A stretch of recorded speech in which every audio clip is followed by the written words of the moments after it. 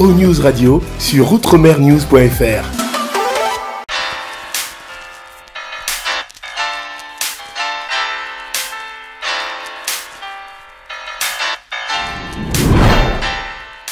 RL Location Automobile. Pour toutes vos locations de voitures et utilitaires en Guadeloupe, faites appel à RL Location Automobile. Avec RL Location Automobile, réservez en toute tranquillité 7 jours sur 7, 24 heures sur 24. RL Location vous propose une large gamme de voitures et d'utilitaires au meilleur prix sur le site internet www.rl-location.com.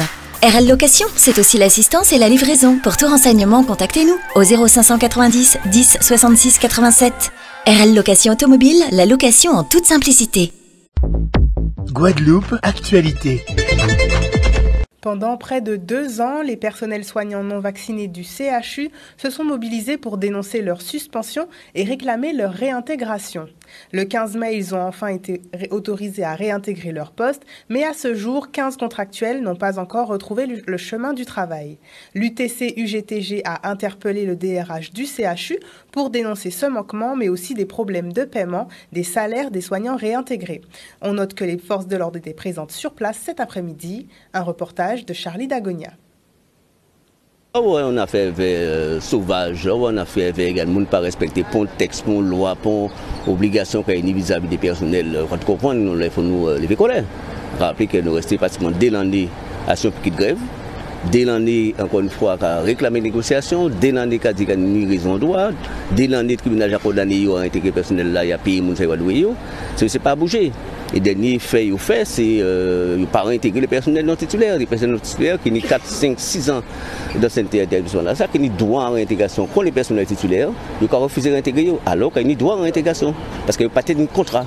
Deuxième situation, on peut dire qui est assez extraordinaire, bon, c'est lunaire carrément, c'est une position qu'ils prennent concernant les personnels qui ont réintégré. La loi a dit qu'il faut payer ces bonnes à partir du 15 mai. Effectivement, ils payent à partir du 15 mai avec salaire au mois de juin. Nous avons constaté faire ça au mois de juillet. Les 15 jours qui ont été payés au mois de juin, ils ont voté au mois de juillet. Sans motif. Sans motif, au motif que ces camarades étaient absents. Alors que Texas a dit, même temps, si on n'a pas affecté un service à eux, on doit payer eux en attendant qu'on ait affecté eux. Si des gens qui recevront des décisions de retraite de salaire au mois de mai, au mois de juin, au début de juin, ils ont été salaires à eux parce qu'ils étaient absents. Donc, troisième situation qui nous a dénoncé également, c'est le fait que depuis plus de 2 ans, nous avons négocié ces applications à le droit. Nous avons refusé de négociation.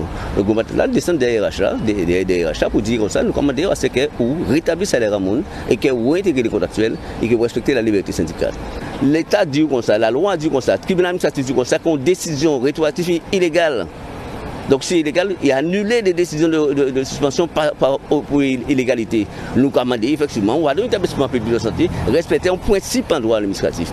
Le principe de la non-rétroactivité des actes administratifs, d'autant que c'est des actes qui ont fait grief. À part moi qui ai inventé, c'est le droit. Donc soit dans un établissement public de santé, ou d'autres respecter le droit. Et voilà ça, encore une fois, ça ne pas négocier. Réintégrer les gens, réintégrer les contractuels, payer les gens et bien évidemment respecter la liberté syndicale. À Bemao, c'est une mauvaise surprise qui a réveillé ce matin la maire de la ville. Des bâtiments municipaux ont été vandalisés dans la nuit. De l'huile de vidange a été déversée sur la façade d'une partie des institutions, dont l'hôtel de ville. Reportage. Comme vous pouvez le constater, et comme les Guadeloupéens et Bémaossiens auront à le constater, eh bien la grande surprise, je ne sais pas si c'est le mot exact, puisque étonnamment, nous constatons qu'il y a souvent coïncidence entre ce type de fait et des périodes de grève sur le territoire bémaossien voire guadeloupéen. C'est vrai, ce matin nous nous sommes réveillés et pas moins de 8 bâtiments de la collectivité, 8 bâtiments communaux ont été souillés avec de l'huile de vidange. À l'exemple où nous nous trouvons, l'urbanisme, également la mairie annexe, la mairie elle-même, le CCAS bien entendu, les services techniques et bien d'autres bâtiments. Je crois que c'est déplorable. Constater, et je le dis encore une fois de plus, étonné de voir cette coïncidence entre la grève qui se déroule sur le territoire de Bemao et ces souillures que nous retrouvons continuellement. Les agents ce matin se sont présentés à leur poste de travail. Ils sont tristes de voir leur instrument de travail ainsi souillé. Je crois qu'il est temps d'arrêter ce type de comportement sur le territoire guadeloupéen d'une manière générale et plus particulièrement sur le territoire de Bemao. J'ai constaté aussi avec beaucoup d'étonnement que le seul bâtiment qui ne soit pas souillé, eh bien c'est la police municipale. Là encore, je n'ai vu personne, je n'ai rien vu, mais là encore, il y a de l'étonnement. Il est temps que cela s'arrête pour les agents qui ont repris le travail, puisque nous sommes plus considérés comme étant ne travaillant pas, puisque les agents veulent reprendre leur travail. Maintenant, il est temps que cela s'arrête pour le bien de la collectivité. Le mois de juillet se termine et comme à chaque fin de mois, les prix maximum des produits pétroliers ont été révisés. On note une légère augmentation sur tous les prix des carburants. Au 1er août, le prix maximum du supercarburant sans plomb est fixé à 1,79 € le litre, le gazole à 1,58 € et à 19 € pour la bouteille de 12,5 kg de gaz de pétrole liquéfié. Samedi matin, le président de région Harry Chalus a reçu les présidents de Martinique, Guyane et autres régions d'outre-mer. Au sujet de cette réunion, les 72 mesures du comité interministériel des outre-mer, il souhaite désormais se réunir lors de rendez-vous annuels pour faire entendre les voix des ultramarins. Un reportage signé Charlie Dagonia.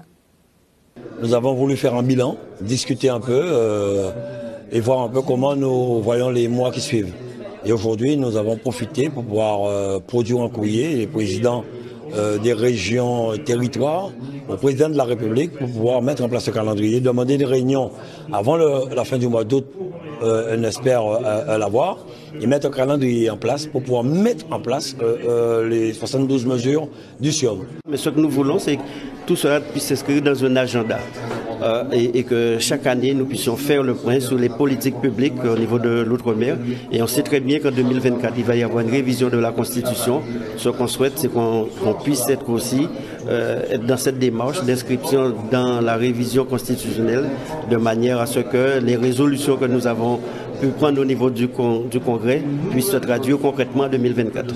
Guadeloupe, Martinique, c'est le même combat. Il faut vraiment qu'on soit serré coude à coude, d'autant plus que, attention, nous n'y a l'État qui a géré nous à distance. Et puis en certaine manière condescendance. Donc c'est pour ça que nous créons l'appel de Fort-de-France. Et puis nous partis en mouvement collectif pour résister, pour parler d'une seule voix. Et pour aborder des questions, y compris de la manière la plus radicale possible. Parce qu'on ne peut pas se permettre aujourd'hui de ne pas être exigeant, parce qu'on ne va pas qu'à discuter encore, on va qu'à négocier. Bon. Donc il faut qu'on se construise autrement. Donc c'est pour ça que cette unité-là, dès qu'on a besoin de moi et pour renforcer cette unité, sans pour cela imposer une vision hégémonique de qui que ce soit, surtout pas de moi. Il y a beaucoup d'avancées, nous sommes vraiment très contents. Mais ce qui est important maintenant, c'est la concrétisation de ces dossiers. Et nous serons vigilants. Alors aujourd'hui, le plaisir pour moi, c'est de voir que Mayotte s'est déplacé près de 20 heures pour être en Guadeloupe. Saint-Pierre-et-Miquelon adhère aux 7 signataires de l'appel de Fort-de-France. Et je suis en contact actuellement avec la Polynésie et la Nouvelle-Calédonie. Et personnellement, c'est une démarche personnelle que j'ai présentée aux autres présidents pour que les autres territoires d'outre-mer puissent s'associer aux 7 signataires de l'appel de Fort-de-France. J'ai tenu à venir ici parce qu'il est important pour nous d'afficher cette unité des ultramarins parce qu'on connaît nos difficultés à nous faire entendre. Mais j'ai tenu aussi à parler des spécificités de nos territoires. Mayotte est un territoire avec ses spécificités, ses difficultés. Nous avons un rattrapage à faire par rapport aux autres régions, d'abord nous faire connaître au sein de l'équipe ultramarin, mais porter ensemble le sujet Mayotte avec l'ensemble des autres territoires au plus haut des pouvoirs décisionnels. Je pense que le président Macron a bien compris ça et qu'il a bien compris que le rapport de force n'était pas en sa faveur et qu'il fallait absolument répondre à nos exigences, à nos demandes. On a beaucoup passé de temps à discuter, quelquefois trop pleurer pour la France, ça suffit, quoi. Bon. Et c'est l'inverse qu'il faut voir.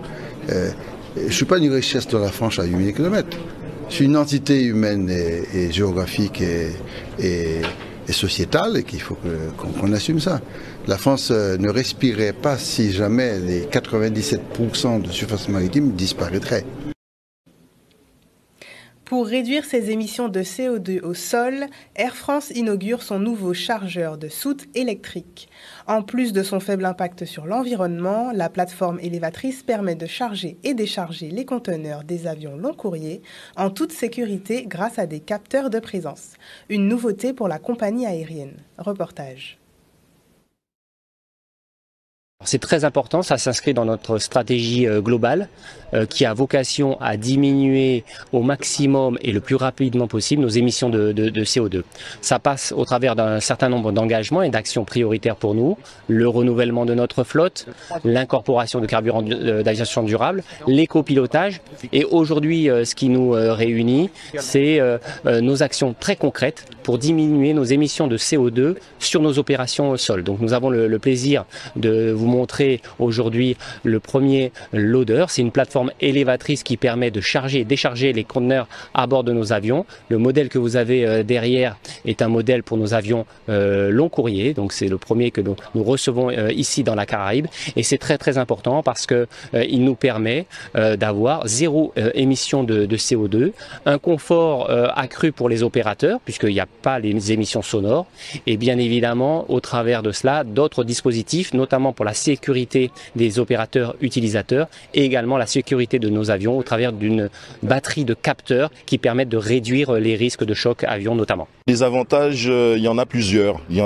C'est un loader, donc chargeur de soute, dans le jargon on dit loader, 100% électrique, doté de nouvelles technologies, donc garantissant la protection des opérateurs et garantissant la sécurité des vols en cas de contact avion. C'est plus qu'une modernisation, je crois que c'est une transition vers effectivement un transport aérien qui sera beaucoup plus éco-responsable et un transport aérien de manière très générale qui s'engage dans des démarches volontaires de réduction de leur empreinte carbone. Et quand je dis transport aérien, ce sont les compagnies aériennes comme la compagnie Air France qui investit dans ce matériel électrique, mais aussi l'aéroport qui doit accompagner ses clients, mais lui aussi faire sa transition éco-énergétique.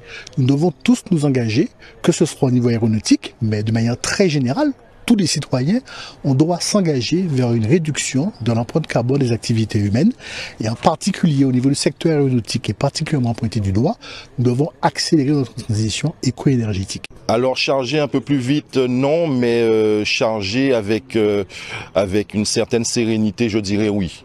Parce que c'est une machine qui est dotée de capteurs de présence avion pour éviter les dommages avions, doté de capteurs et de rambardes télescopiques électriques qui permettent d'éviter les chutes en hauteur.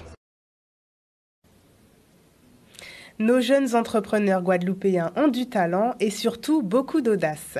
Vendredi 28 juillet, 2 jeunes passionnés de cuisine ont inauguré leur premier restaurant au cœur de Jarry. Bokitri, le concept met en avant les saveurs culinaires antillaises et plus largement caribéennes. Bokit, accra et autres recettes revisitées à manger sur le pouce et à découvrir au plus vite. Un reportage d'Olivier Moradel. C'est magnifique, déjà que ce soit des jeunes qui fassent ça et que ça soit bien situé comme ça, que de belles choses. C'est une idée qui vient de longtemps, de longues années. Depuis déjà le lycée, on avait cette idée de créer quelque chose, un concept. Et au fur et à mesure, on avait envie de créer, déjà de base, on est amoureux des Antilles avec mon associé. On avait envie de créer un lieu en fait où les personnes pourront se retrouver et manger rapidement, mais autour de produits avec des saveurs antillaises, les saveurs de la Caraïbe. Donc c'est comme ça qu'on s'est dit, allez, on va créer une enseigne, on va relever le challenge, on va essayer de créer un lieu où on peut se retrouver tous ensemble et manger antillais. Mettre la tradition en avant, mettre la Caraïbe en avant, mettre la Guadeloupe en avant, tout en ayant fait le tour des restaurants de la Guadeloupe, pour moi c'est une superbe idée. On est une enseigne de Bokit gourmet déjà pour commencer, donc on travaille vraiment sur des sauces, la pâte est maison, la viande aussi est travaillée chaque matin, les légumes sont frais, coupés chaque matin. Donc on a vraiment travaillé les recettes au final. Et en plus on est vraiment sur un concept qui propose différents produits, parce qu'on a certes le Bokit, mais on a aussi un produit phare, le Koui, qui est en fait une base salade, une base riz caribéen, avec des légumes pays et une protéine. C'est vraiment nos 2 produits phares. Et autour, on aura d'autres produits de street food comme la cassave, des pâtés, des accras, voilà. Retrouvez un petit peu les saveurs antillaises autour de plusieurs choix. Le restaurant ouvre dès demain, donc ce samedi 29 juillet. Donc ce samedi, ce sera à midi. Mais sinon, en général, c'est de 11h30 à 22h en semaine. Et jusqu'à 23h le vendredi, samedi, c'est en continu, 7 jours sur 7. Pour allier prévention et partage, le Conseil local de sécurité et de prévention de la délinquance de la ville du Moule a organisé une journée dédiée à la sécurité routière. Lors du bocantage en voisinage, les habitants des différents quartiers de la commune ont été sensibilisés tout en échangeant et en s'amusant. Un reportage de Loane Duhamel. Nous sommes le dernier jour d'une organisation qu'on a appelée Beaucantage en voisinage. En fait, il s'agit tout simplement, effectivement, d'échanger entre différentes tranches de la population. Et le sujet que nous avons mis en exergue, c'est la question de la sécurité routière. C'est un sujet qui est assez important parce que depuis jusqu'au mois de juillet, c'était plus de 260 accidents avec plus de 350 victimes, on va dire. Et c'est pour cela que nous avons pris ça au mot et nous avons décidé qu'il fallait faire une journée pour présenter aux jeunes le problème de l'alcool au volant, l'addiction au volant. La route, c'est pas un jeu, quoi. C'est faut nous prendre conscience de ça aussi. Il faut nous aussi, en tant que chauffeur, parce que je suis chauffeur, de faire attention aussi à ces cyclistes-là aussi, qui toujours là. Il y a quand on manœuvre en les routes là, bon, il est obligé d'entraîner, mais nous aussi, c'est à nous aussi de faire attention aussi. Hormis le discours habituel institutionnel, on a besoin aussi d'avoir l'avis de la population, petits comme grands, pour qu'on essaye de contribuer à améliorer la question de la sécurité routière en Guadeloupe. C'est un moment de partage avec les habitants des quartiers, un moment de convivialité et surtout c'est une façon de faire aussi permettre l'intergénérationnalité entre les différents quartiers de la ville du Moule. On est dans une ambiance conviviale, on essaye d'allier à la fois la convivialité mais aussi essayer d'être... De faire pénétrer les choses dans les consciences, quoi. Je suis très satisfait de cette manifestation. J'espère que ça va se dérouler encore pour les prochaines années et que bon, ce sera encore plus fort. Comme on dit, il faut nous monter en crescendo et qu'il y aura beaucoup plus d'artistes, plus de personnes, plus d'exposants pour pouvoir revaloriser notre petite Guadeloupe. Plat phare de la culture indo-guadeloupéenne, le Colombo fait des adeptes et cette année, le festival qui lui est dédié a eu un franc succès. Samedi 29 juillet, les visiteurs ont fait le déplacement en nombre pour découvrir ou redécouvrir ce mets. Au cabri, au bœuf ou au wassou, il y en avait pour tous les goûts et même pour tous les régimes alimentaires. Un reportage d'Olivier Moradel. C'est une édition réussie. Nous avons fait en conséquence de façon à ce que le public soit satisfait parce que l'année dernière, beaucoup de gens n'avaient pas été satisfaits, beaucoup de visiteurs n'avaient pas trouvé à manger et j'en avais vraiment gros sur le cœur. Mais cette année, il y en a et nous avons fait vraiment une grande diversité de Colombo. Donc franchement, oui, c'est une réussite. Ouais, c'est la première fois que je viens, mais ça s'est très bien passé. C'est super bon. Franchement, le Colombo, il est super bon. Je suis vacancière et franchement, j'apprécie. J'ai pris un Colombo de cabri et dalle. Oui, ça s'est très bien passé. Oui, pour moi, ça s'est bien passé. Je recommencerai volontiers. Le festival, là, on y arrive et on découvre. Il y a des Colombos qu'on ne connaissait pas. Donc, on est ravis de voir qu'il y a cette diversité de Colombos, quoi. Et donc, en tout cas, sur ça, c'est une réussite. Vous savez, le festival du Colombo, c'est vraiment pour promouvoir la culture indo-guadeloupéenne, promouvoir notre authenticité, l'authenticité de la fabrication du Colombo en Guadeloupe. Le Colombo fabriqué à partir du massalais. Donc, il y a toujours du Colombo de cabri, du Colombo de poulet, du Colombo de porc, du Colombo de wassou. Il y avait du lambi, il n'y en a plus. Il y avait de langouste, il n'y en a plus. Il reste du yaya. Il y a du Colombo de bœuf. C'est quelque chose de particulier. Les gens ne connaissent pas trop, mais vous allez en trouver. Donc effectivement, nous avons une diversité de Colombo et franchement, cette année, je suis contente parce que je peux satisfaire tous mes visiteurs. La ville de Pointe-Noire a de nouveau sa représentante. Après quelques années d'absence, la nouvelle Miss a été élue ce samedi sous les applaudissements du jury et des habitants impatients de revivre cette élection. La jeune femme a des ambitions pour sa ville et compte bien ne pas décevoir ses électeurs. Découvrez la nouvelle Miss Pointe-Noire au micro d'Olivier Moradel. Miss Pointe-Noire est et restera pour cette édition 2023 Coralie Desplan. Miss Pointe-Noire et sa première dauphine, Nancy Beaupère. En effet, après plus de 6 années d'attente, de 2017 à aujourd'hui, nous avons pu organiser l'élection de la Miss après la pandémie, puisque nous sommes arrivés en 2020. Et ne voilà-t-il pas qu'aujourd'hui, nous arrivons ce soir du moins à avoir notre ambassadrice qui va représenter Pointe-Noire dans toutes les grandes manifestations et qui va accompagner la municipalité. Je suis vraiment très émue et très honorée. Comme dit sur la scène, ma mère a été Miss Pointe-Noire il y a 28 ans maintenant et je suis très fière de prendre la relève surtout. C'est vraiment une très grande joie et j'espère pouvoir me servir de mon titre pour faire de belles choses pour la commune. Je sais qu'il y a pas mal de personnes âgées à Pointe-Noire et beaucoup sont souvent en situation d'isolement et j'aimerais vraiment mettre en place un système pour que les jeunes puissent aller rendre visite aux personnes âgées, vraiment faire quelque chose qui puisse aider les jeunes à avoir des petits messages, des petits conseils des personnes âgées, tout en les intégrant à la société, en les retirant de ce côté d'isolement social.